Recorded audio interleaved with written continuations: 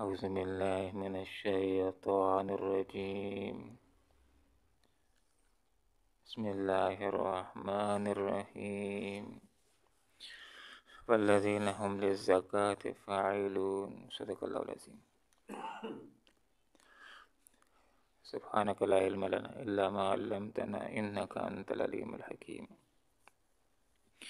والذین ہم وہ جو للزکاة زکوٰۃ فاعلون دیا کرتے ہیں.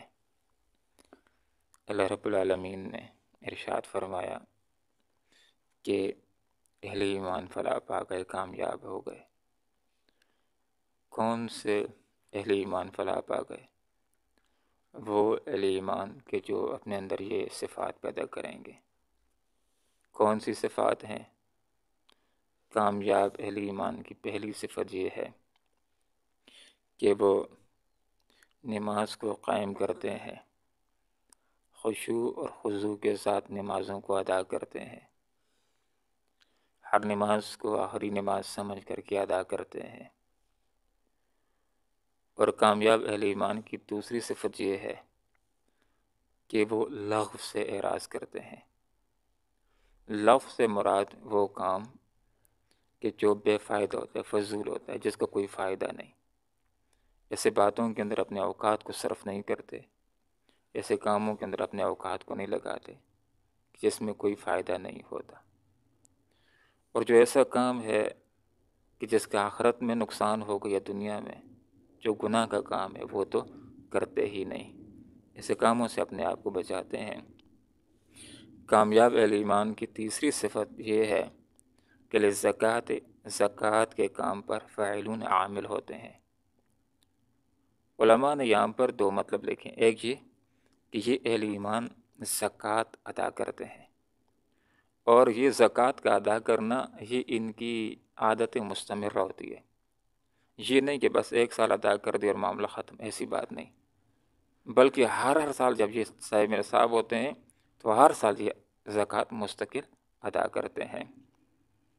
علماء نے یہاں پر ایک قول یہ ذکر کیا کہ زکوٰۃ کی فرضیت تو مکہ میں ہو گئی تھی کیونکہ یہ صورت مکی ہے، لیکن اس کی تفصیلات اور جزیات اور اس کی مقدار نصاب یہ مدینہ کے اندر بدلا دیا گیا. تو ایک مطلب آیت کا یہ ہوا یہ اہل ایمان اگر صاحب نصاب ہوں تو یہ زکوٰۃ ادا کرتے ہیں. ہر سال یہ صاحب نصاب ہوں، ہر سال یہ زکوٰۃ ادا کرتے ہیں. اور دوسرا مطلب للزکوٰۃ زکوٰۃ کا دوسرا مطلب پاکیزگی، کہ یہ اہل ایمان پاکیزگی کے کام کرتے ہیں. تو یہ بھی علماء کی رائے ہے. پاکیزگی کا عمل ان کی جان سے، دل سے شروع ہوتا ہے اور پھر یہ پوری دنیا تک پھیلتا چلا جاتا ہے. تو اہل ایمان اپنے دل کو پاک کرتے ہیں، غلط تصورات سے اپنے دماغ کو پاک کرتے ہیں، غلط خیالات اور سوچوں سے اپنے جسم کو نہا کر غلاظتوں سے پاک کرتے ہیں، اپنے کپڑوں کو پاک کرتے ہیں، اپنے گھر کو ڈراموں اور فلموں کی گندگیوں سے پاک کرتے ہیں، اپنے معاشرے کو غلط رسم و رواج سے پاک کرتے ہیں، اپنے ملک کو، ملکی سیاست کو غیر اسلامی قوانین سے پاک کرتے ہیں. یہ جو پاکیزگی کا عمل ہے ان کی ذات سے شروع ہوتا ہے اور پوری دنیا تک چلا جاتا ہے. والذین یہ وہ ہیں جو للزکوٰۃ زکوٰۃ پر فاعلون عامل ہوتے ہیں. کامیاب اہل ایمان ان کی ایک صفت یہ ہے کہ ہم لفروجہم یہ اپنی شرمگاہوں کی حافظون حفاظت کرتے ہیں، الا سوائے علی ازواجہم اپنی ازواج کے اور ان کے کہ جن کے مالک ہیں ان کے دائیں ہاتھ، ان کی لونڈیوں کے. بس یہاں پر ان کو کوئی ملامت نہیں ہے. اسلام فطرت کے مطابق مذہب ہے. ایسی بات نہیں ہے کہ جو جسم کے اندر اللہ رب العالمین نے یہ قوت رکھی ہوئی ہے اسلام اس فطرت کے راستے کو دبا لے، ایسا نہیں ہے، بلکہ اس کے لیے جائز راستہ دیا ہے. اور وہ جائز راستہ نکاح کا راستہ ہے، اور وہ جائز راستہ لونڈیوں کا راستہ ہے. علماء نے یہ قول کیا ہے کہ اس دور کے اندر صرف ایک ہی راستہ ہے، لونڈیوں کا ہونا اس دور کے اندر ناپید ہے. صرف ازواج ہیں، ایک زوجہ کر سکتا ہے، دو بھی کر سکتا ہے، عدل اور انصاف کے تقاضوں کو پورا کر سکتا ہے تو تین بھی، اور 4 بھی کر سکتا ہے۔ تو یہاں پر یہ بات ذکر کر دی کہ یہ جو اہل ایمان ہیں یہ اپنی شرمگاہوں کی حفاظت کرتے ہیں۔ آپ صلی اللہ علیہ وسلم نے ایک حدیث کے اندر بیان فرمایا کہ جو آدمی مجھ کو 2 چیزوں کی حفاظت کی ضمانت دے دے، میں اس کو جنت کی ضمانت دیتا ہوں۔ ایک اپنی شرمگاہ کی حفاظت کی، اور دوسرا اپنی زبان کی حفاظت کی، کہ ان کو غلط استعمال نہیں کرے گا۔ تو جو آدمی اپنی شرمگاہ کی حفاظت کرے گا، زبان کی حفاظت کرے گا، تو انشاءاللہ اللہ کے رسول اس کو انگلی سے پکڑ کر جنت کے اندر لے جائیں گے۔ یہاں پر یہ بات ذکر کر دی کہ یہ اہل ایمان اپنی شرمگاہوں کی حفاظت کرتے ہیں۔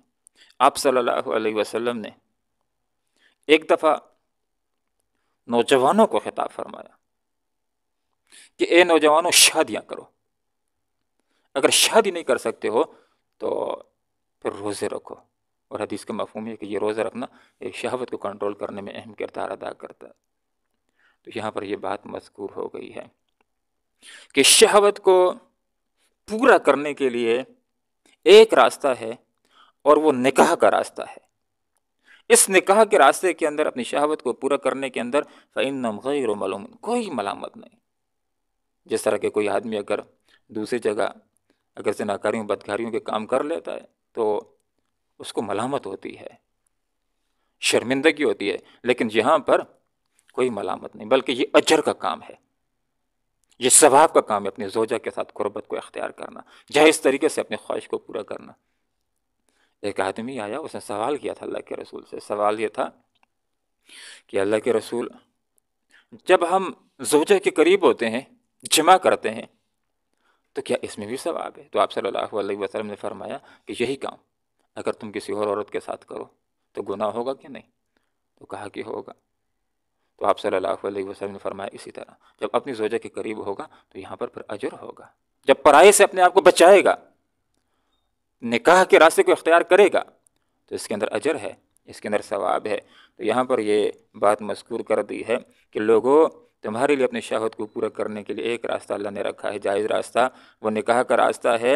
اور اس کے علاوہ فَمَنِ ابْتَغَىٰ، جس نے تلاش کیا، وراء ذلک، اس کے علاوہ کوئی اور راستہ، اس نکاح کے راستے کے علاوہ کوئی اور راستہ اپنی شہوت کو پورا کرنے کا، خواہ وہ لڑکوں کے ساتھ بدکاری کا ہو، یا عورتوں کے ساتھ بغیر نکاح کے ان کے قریب ہونا ہو، یا جانوروں کے ساتھ غلط کام کرنا ہو، یا استمتاع بالید ہو، یا اس کے علاوہ اپنے شہوت کو پورا کرنے کے لیے قیامت تک جو لوگ طریقے ایجاد کرتے رہیں گے، وہ سارے کے سارے طریقے اپنی شہوت کو پورا کرنے کے وہ حرام ہے۔ فَأُولَٰئِکَ هُمُ الْعَادُونَ، یہ نکاح سے ہٹ کر کوئی اور راستہ اختیار کرتے ہیں اپنی شہوت کو پورا کرنے کے لیے، تو یہ لوگ حد سے تجاوز کرنے والے ہیں، یہ حدود کو پار کرنے والے ہیں، اسلام کی حدود کو بھی اور شریعت کی حدود کو بھی اور انسانیت کی حدود کو بھی پھلانگنے والے ہیں۔ تو ایک ہی راستہ اللہ رب العالمین نے اس کے لیے رکھا ہے، اس کے علاوہ کوئی اور راستہ اختیار کرے گا تو وہ گناہ ہوگا، وہ حرام ہوگا۔ اللہ رب العالمین قرآن و سنت کو سیکھنے کی، سمجھنے کی اور اخلاص کے ساتھ عمل کرنے کی توفیق عطا فرمائے۔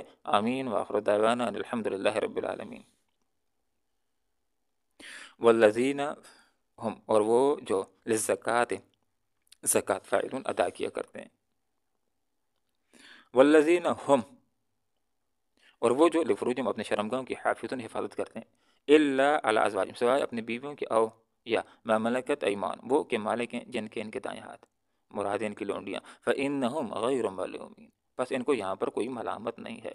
فمن، پس جس نے ابتغاء تلاشی، وراء ذلک، اس کے علاوہ کوئی اور راستہ اپنی شہوت کو پورا کرنے کا، فاولئک ہم، پس یہی لوگ العادون، حد سے تجاوز کرنے والے ہیں۔